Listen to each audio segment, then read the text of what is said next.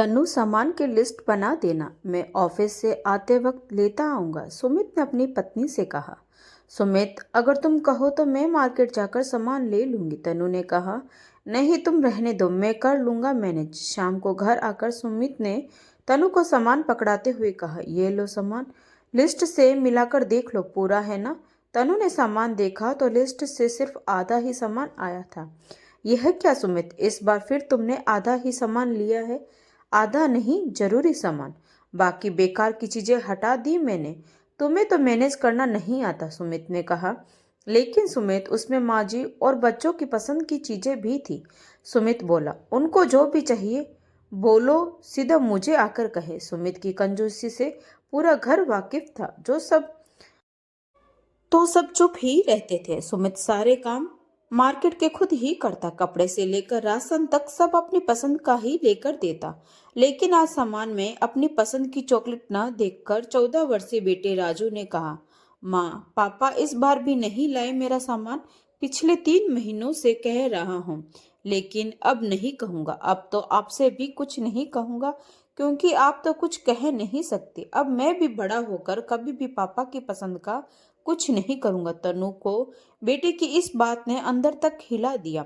उसने सोच लिया कि अब और देर नहीं करेगी, वरना आगे चलकर उसका परिवार बिखर जाएगा। उसने अगले दिन सुमित से बेटे की सारी बात कही और कहा, तुम पैसे दो, मैं खुद जाकर सामान दिला दूंगी, या तुम ही जाकर दिला दो। लेकिन सुमित ने उसे ही झूठा साबित करते हुए कहा, तनु, तुम्हें शर्म नहीं आती? पैसे खुद के लिए चाहिए और बच्चों का नाम ले रही हो।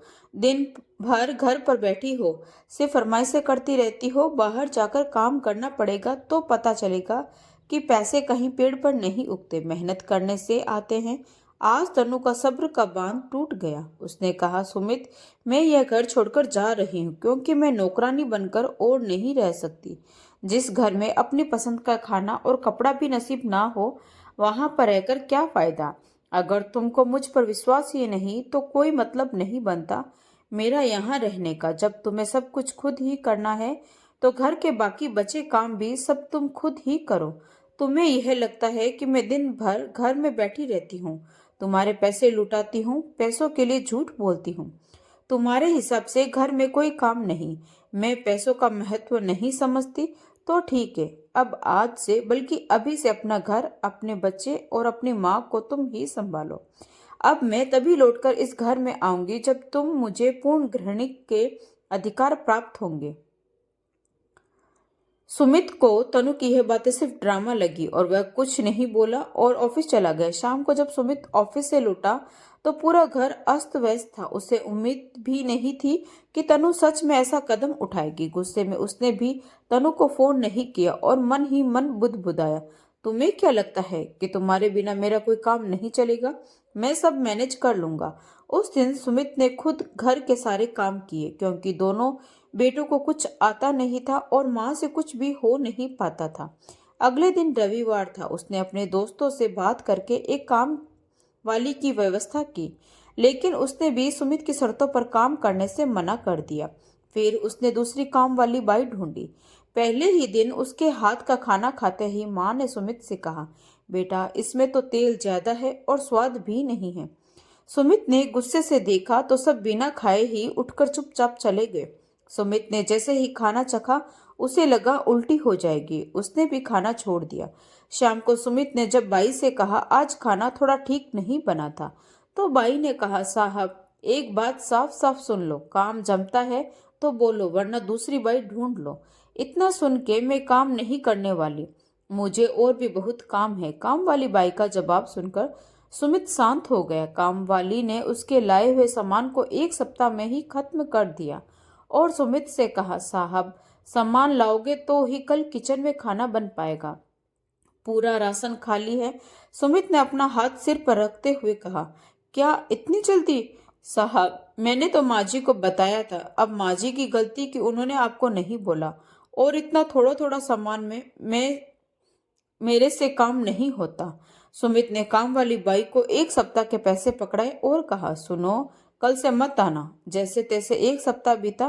कंजूस सुमित के खर्चे 1 सप्ताह में ही दोगुने हो गए। उसे तनु की याद आने लगी। अगले दिन सुमित ने सुबह सुबह बच्चों और माँ से कहा, सब तैयार हो जाओ, हम सब चल रहे हैं। लेकिन कहाँ, किसी के पूछने की हिम्मत नहीं हुई। सब कार में बैठे। सुमित अपनी कार लेकर तनु के मायके पहुंचा। दरवाजा तनु की माँ ने खोला। अरे दामाद जी, समदन जी, बच्चे सब आए हैं। तनु बिटिया, जल्दी बाहर आ। तनु ने अपनी सास के पैर छुए और सुमित को देखकर भी अनदेखा किया। बच्चे माँ के गले लग गए। तभी तनु की माँ ने कहा, समदन जी, आपने बहुत अच्छा किया तनु को यहाँ हमारे पास भेजकर। सास ने कहा, हाँ, मैं बच्चों के बिना नहीं रह पाती, इसलिए तनु अकेली आ गई। तनु की माँ ने तनु से कहा, तनु जा बेटा, नाश्ता बना दे। तभी सुमित ने कहा, माँ, मुझे वॉशरूम जाना है, अभी आता हूँ, कहकर चुपके से दबे पांव किचन में जाकर तनु को पीछे से कमर से पकड़ लिया और कहा, तनु, मुझे माफ कर दो प्लीज, अपने घर चलो, वह घर तुम्हारे बिना अधूरा है। मुझे मेरी गलती समझ आ गई, अब तुम्हारे काम तुम ही करोगी। किसी ने सच ही कहा है, बिन गृहिणी घर भूत का डेरा। यहाँ सब क्या सोच रहे होंगे मेरे बारे में। तनु मुस्कुरा पड़ी। यहाँ किसी को कुछ नहीं पता। भाभी को मायके जाना था, उनकी माँ बीमार थी और भाई को ऑफिस के काम से 1 सप्ताह के लिए बाहर जाना था, तो माँ ने मुझे फोन करके बुलाया कि मैं कुछ दिन के लिए आ जाऊं उनकी मदद के लिए। उनकी तबीयत ठीक नहीं थी। मैंने भी मौके का फायदा उठाया ताकि तुम्हें तुम्हारी गलती का एहसास हो सके। उस दिन राजू की बातों ने मुझे झकझोर कर रख दिया था, इसलिए मुझे यह कदम उठाना पड़ा। अच्छा, अब तुम जल्दी जाकर अपना सामान पैक करो, मैं अब और तुम्हारे बिना नहीं रह सकता। आज से तुम ही पूर्ण रूप से उस घर की गृह लक्ष्मी हो। पूरे रास्ते बच्चे तनु को काम वाली बाई के काम और सुमित की बातें बताते रहे और हंसते रहे। सबने मिलकर अपनी अपनी पसंद का रात का खाना होटल में खाया। रास्ते में जैसे ही सुमित ने कहा, बच्चों, अब हम आइसक्रीम भी खाने चलेंगे, बच्चे खुशी से झूम पड़े। तनु बच्चों और सास के चेहरे पर खुशी देखकर खुश थी। घर पहुंचकर तनु ने सब कुछ सही ढंग से रखा। तभी सुमित ने तनु के हाथ पर पैसे और डेबिट कार्ड रखते हुए कहा, यह लीजिए मेरी अर्धांगिनी, इस घर की गरिमा में जो भी समझ आए कीजिए, अपना घर अब संभालिए। और ठहाके लगाकर दोनों हंस पड़े।